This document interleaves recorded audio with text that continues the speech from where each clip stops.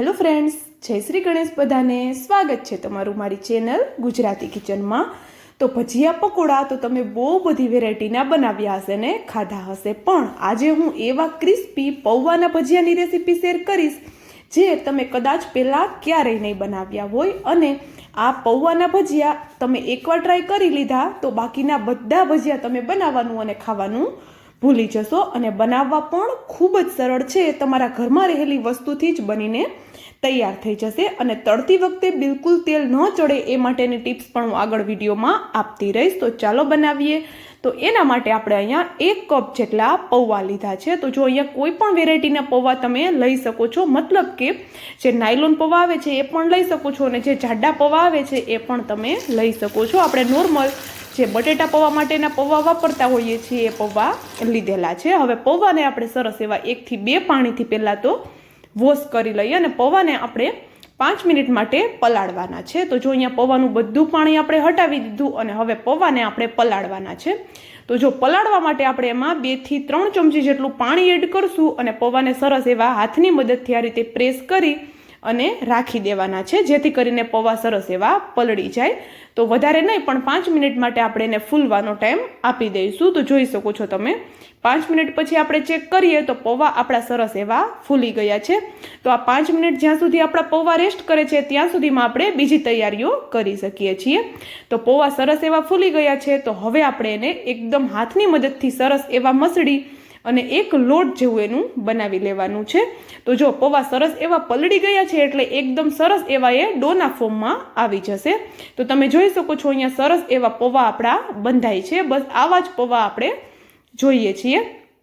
તો જો પૌવાનો ડો છે એ બનીને એકદમ સરસ એવો રેડી થઈ ગયો છે. તો હવે આપણે એમાં બીજી વસ્તુ જે એડ કરવાની છે એ એડ કરીએ. તો એમાં મેં અહીંયા એક કાચું બટેટું લીધું છે. તો મીડિયમ સાઇઝનું કાચું બટેટું, એની ઉપરની છાલ હટાવી અને મીડિયમ હોલવાળી ખમણીથી મેં એને ખમણી અને 2 થી 3 પાણીથી વોશ કરી અને બધું પાણી એનું નિતારી અને પછી મેં એડ કરેલું છે. ને હવે આપણે અહીંયા એક મોટી સાઇઝની ડુંગળી, એને પણ આપણે આવી રીતે લાંબી લાંબી કટ કરીને એડ કરેલી છે. ડુંગળી ન ખાતા હોય તો તમે સ્કીપ કરી શકો છો. અને તીખાસ માટે એક મોટું તીખું મરચું મેં જેને ઝીણું કટ કરીને એડ કરેલું છે. થોડા લીલા કટ કરેલા ધાણા એડ કરી દઈએ અને અડધી ચમચી જેટલો આપણે અહીંયા મરીનો પાવડર એડ કરેલો છે. ચટપટા ટેસ્ટ માટે અડધી ચમચી જેટલો આમચૂર પાવડર એડ કરેલો છે અને અડધી ચમચી જેટલો ગરમ મસાલો એડ કરેલો છે. ગરમ મસાલો તમે સ્કીપ કરી શકો છો. અને આમચૂર પાવડરની જગ્યાએ અડધા લીંબુનો રસ અથવા તો અડધી ચમચી જેટલો ચાટ મસાલો પણ એડ કરી શકો છો. સ્વાદ પ્રમાણે મીઠું એડ કર્યું અને અડધી ચમચી જેટલી આપણે હિંગ એડ કરેલી છે. હિંગની ફ્લેવર આમાં ખૂબ જ સરસ આવે છે. અડધી ચમચી જેટલો ધાણા જીરું પાવડર આપણે એડ કરી દીધેલો છે. તો બેસિક જે આપણા મસાલા હોય છે એ જ મસાલા આપણે લીધેલા છે.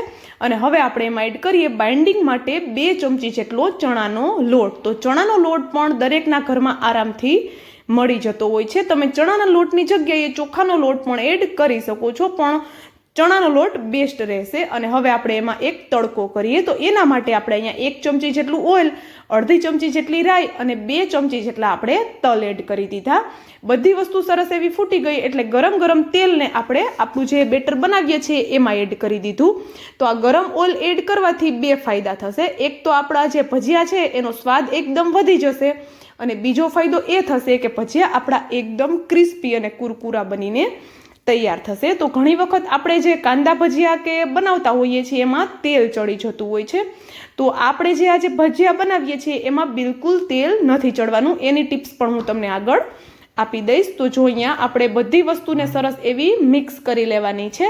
તો હાથની મદદથી જ આપણે એને મિક્સ કરશું, જેથી કરીને જે પૌવા છે એ સરસ એવા બધી વસ્તુ સાથે મિક્સ થઈ જાય. તો જો આપણું બેટર તમે જોઈ શકો છો, આપણે એને એકદમ પાતળું બિલકુલ નથી બનાવવાનું. આમાં આપને જરૂર લાગે તો થોડું પાણી તમે એડ કરી શકો છો.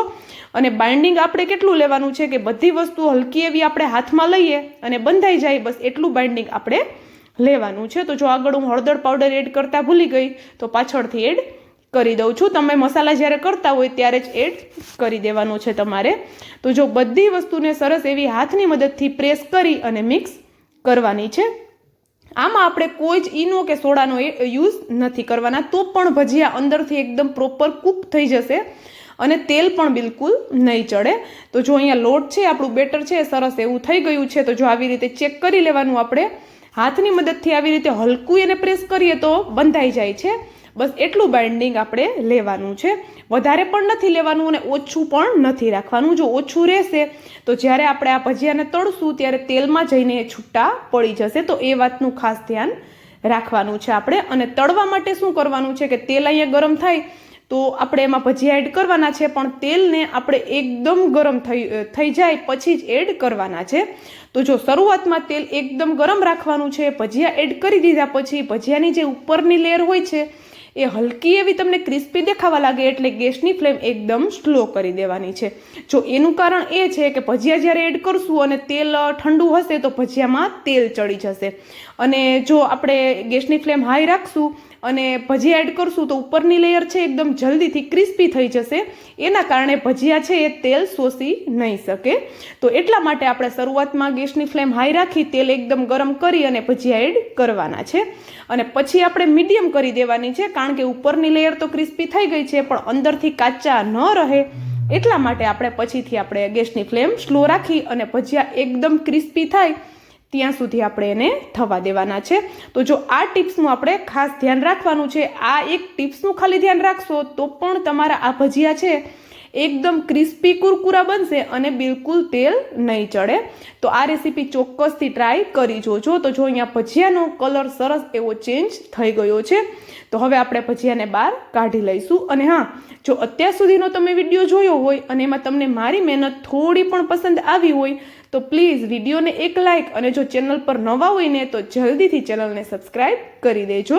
સાથે જ બાજુમાં આપેલા બેલને પણ પ્રેસ કરી દેજો, જેથી કરીને આવી જ નવી અને એકદમ સરળ ઇઝી રેસીપીની નોટિફિકેશન તમારા સુધી પહેલાં આવે. તો જો અહીંયા આપણે ભજીયા બહાર કાઢી લીધા છે અને તમને કલર જોતાં જ ખબર પડતી હશે કે આપણા ભજીયા એકદમ જોરદાર ક્રિસ્પી બન્યા છે. તો આ ભજીયા ખાવાની કોઈ સિઝન નથી. તમે આને ગરમીમાં પણ ખાઈ શકો છો, ઠંડીમાં પણ ખાઈ શકો છો અને વરસાદમાં પણ ખાઈ શકો છો. ગમે એ સિઝનમાં ખાવાની ખૂબ મજા પડવાની છે અને બનાવવાવાળાને પણ ખૂબ મજા પડવાની છે, કારણ કે એકદમ સરળ એવી રેસીપી છે.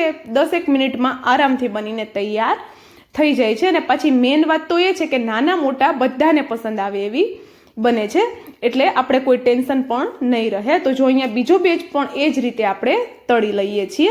તો જો ભજીયાનો શેપ છે એ રફલી જ આપણે રાખવાનો છે, જેથી કરીને ભજીયા છે એકદમ ઉપરથી પણ ક્રિસ્પી બને અને અંદરથી પણ પ્રોપર કૂક થઈ જાય. તો જો અહીંયા બીજો બેચ પણ આપણો સરસ એવો એનો કલર ચેન્જ થઈ ગયો છે. આટલા ક્રિસ્પી આપણે ભજીયાને થવા દેવાના છે. તો એને બહાર કાઢી લઈએ, અને તમને વિડીયો કેવો લાગ્યો એ મને કોમેન્ટ કરીને જરૂરથી જણાવજો. તો જો અહીંયા બીજો બેચ છે એ પણ તળાઈને રેડી થઈ ગયો છે, અને હું તમને નજીકથી પણ ભજીયા બતાવું હમણાં, કે જોઈને જ તમને ખબર પડશે કે ભજીયામાં બિલકુલ તેલ પણ નથી ચડ્યું અને ભજીયા એકદમ જોરદાર ક્રિસ્પી બની ગયા છે. એટલા ટેસ્ટી ભજીયા બને છે, એકદમ ફ્લેવરફુલ, કે ખાવાની મજા જ પડી જશે. સાથે આપણે થોડા મરચાં પણ તળી લીધા છે. તો એકદમ જોરદાર એવા આપણા ભજીયા બનીને તૈયાર થઈ ગયા છે. તો તમે આને નાસ્તા માટે બનાવો કે હલકી ફુલકી ભૂખમાં સાંજના જમવામાં બનાવો, ખૂબ જ ટેસ્ટી એવા લાગશે. And thank you for watching.